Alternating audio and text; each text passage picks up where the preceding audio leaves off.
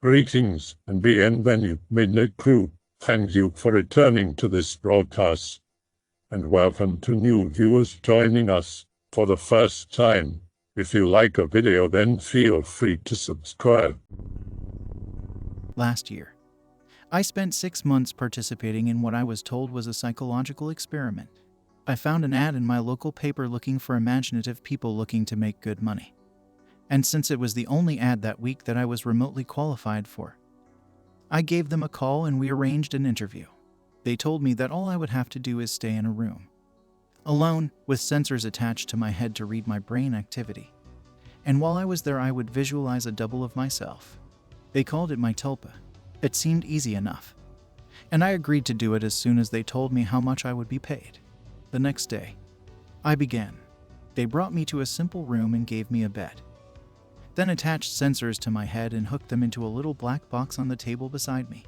They talked me through the process of visualizing my double again, and explained that if I got bored or restless, instead of moving around, I should visualize my double moving around or try to interact with him, and so on. The idea was to keep him with me the entire time I was in the room. I had trouble with it for the first few days. It was more controlled than any sort of daydreaming I'd done before. I'd imagine my double for a few minutes, then grow distracted. By the fourth day, however, I could manage to keep him present for the entire 6 hours. They told me I was doing very well. The second week, they gave me a different room with wall-mounted speakers. They told me they wanted to see if I could still keep the Tulpa with me in spite of distracting stimuli. The music was discordant, ugly, unsettling, and it made the process a little more difficult, but I managed nonetheless. The next week, they played even more unsettling music, punctuated with shrieks, feedback loops, what sounded like an old-school modem dialing up and guttural voices speaking some foreign language. I just laughed it off. I was a pro by then. After about a month, I started to get bored. To line things up, I started interacting with my doppelganger. We'd have conversations, play rock, paper, scissors. I'd imagine him juggling or break dancing, or whatever caught my fancy.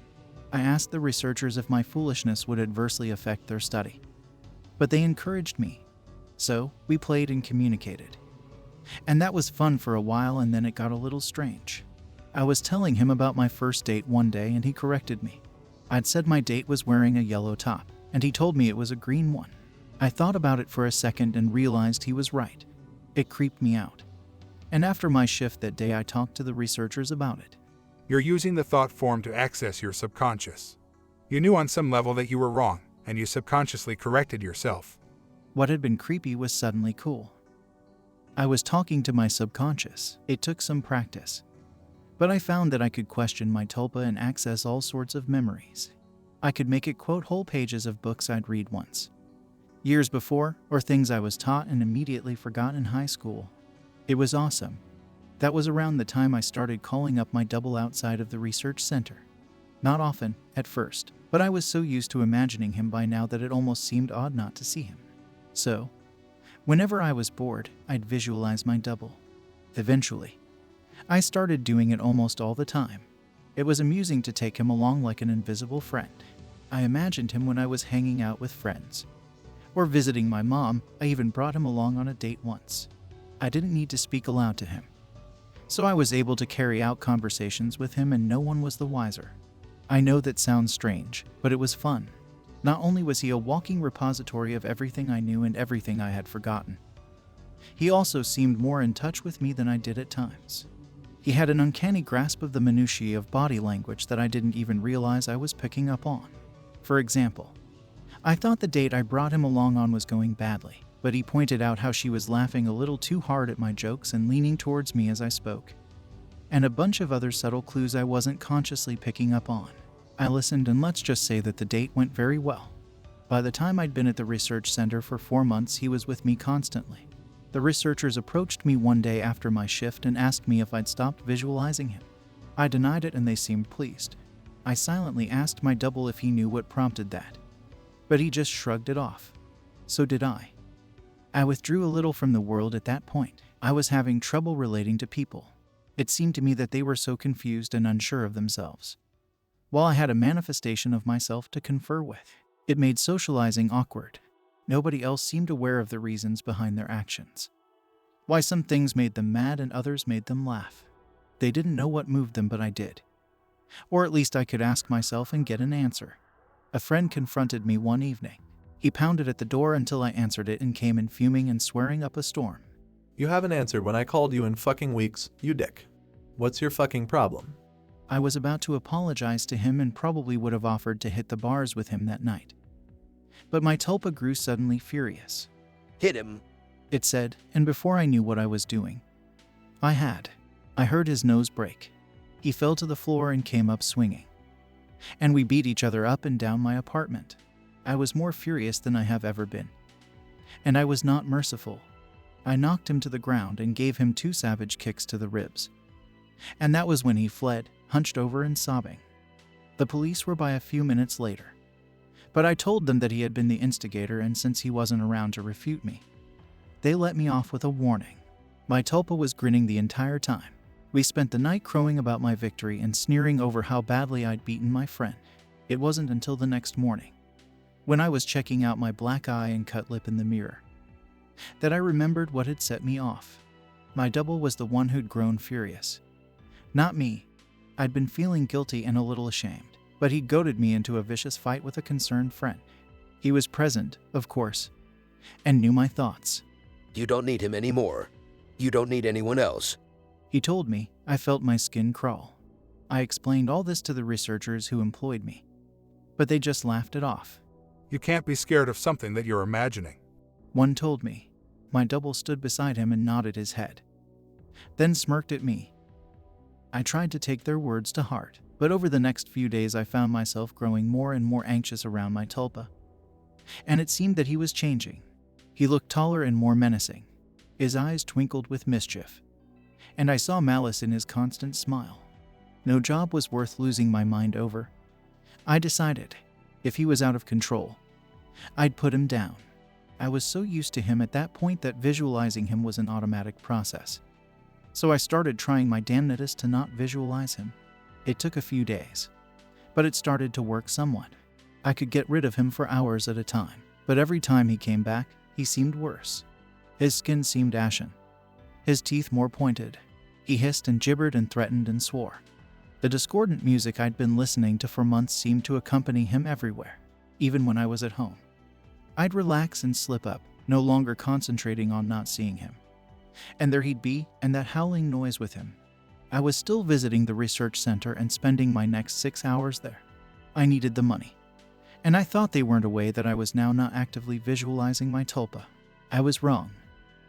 After my shift one day, about 5.5 months in, 2 impressive men grabbed me and restrained me, and someone in a lab coat jabbed a hypodermic needle into me. I woke up from my stupor back in the room, strapped into the bed, music blaring, with my doppelganger standing over me, cackling. He hardly looked human anymore. His features were twisted. His eyes were sunken in their sockets and filmed over like a corpse's. He was much taller than me, but hunched over. His hands were twisted, and his fingernails were like talons. He was, in short, fucking terrifying. I tried to will him away, but I couldn't seem to concentrate. He giggled and tapped the IV in my arm. I thrashed in my restraints as best I could, but could hardly move at all. They're pumping you full of the good shit, I think. How's the mind? All fuzzy. He leaned closer and closer as he spoke. I gagged. His breath smelled like spoiled meat. I tried to focus, but I couldn't banish him. The next few weeks were terrible. Every so often, someone in a doctor's coat would come in and inject me with something or force feed me a pill. They kept me dizzy and unfocused, and sometimes left me hallucinating or delusional. My thought form was still present, constantly mocking. He interacted with, or perhaps caused, my delusions. I hallucinated that my mother was there, scolding me, and then he cut her throat and her blood showered on me. It was so real that I could taste it. The doctors never spoke to me. I begged at times, screamed, hurled invectives, demanded answers. They never spoke to me. They may have talked to my tulpa, my personal monster. I'm not sure. I was so doped and confused that it may have just been more delusion, but I remember them talking with him. I grew convinced that he was the real one and that I was the thought form. He encouraged that line of thought at times, but mocked me at others. Another thing that I prayed for was a delusion. He could touch me. More than that, he could hurt me. He'd poke and prod at me if he felt I wasn't paying enough attention to him. Once, he grabbed my testicles and squeezed until I told him I loved him. Another time, he slashed my forearm with one of his talons. I still have a scar. Most days I can convince myself that I injured myself and just hallucinated that he was responsible. Most days.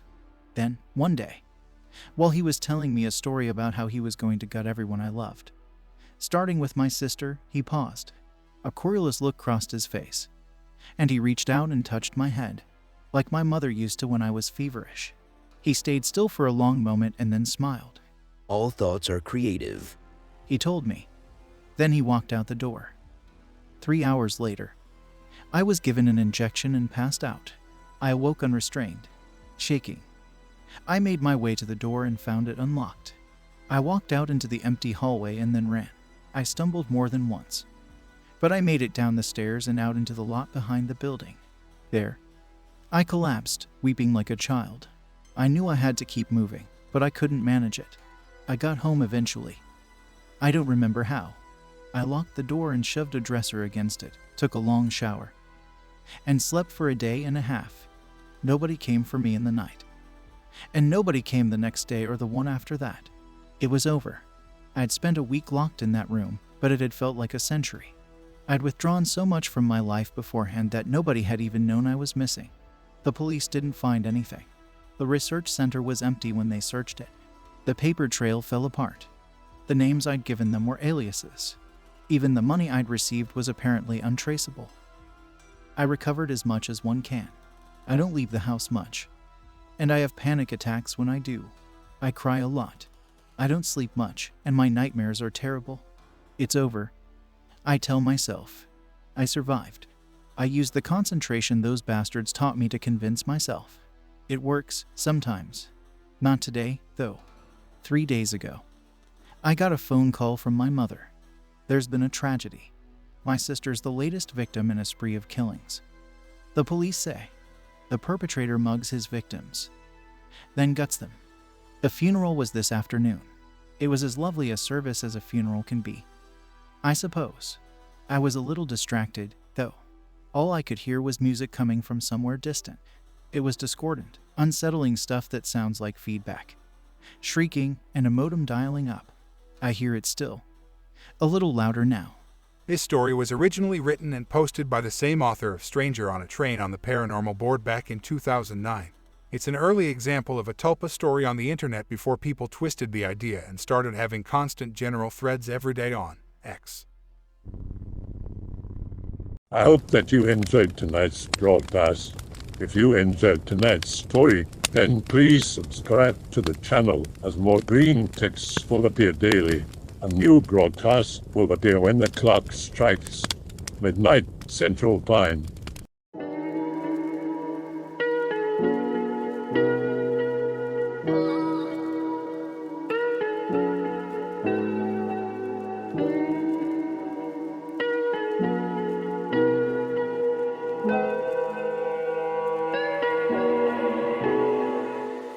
Remember to check out the Odyssey page in the description for a second archive of the channel's videos.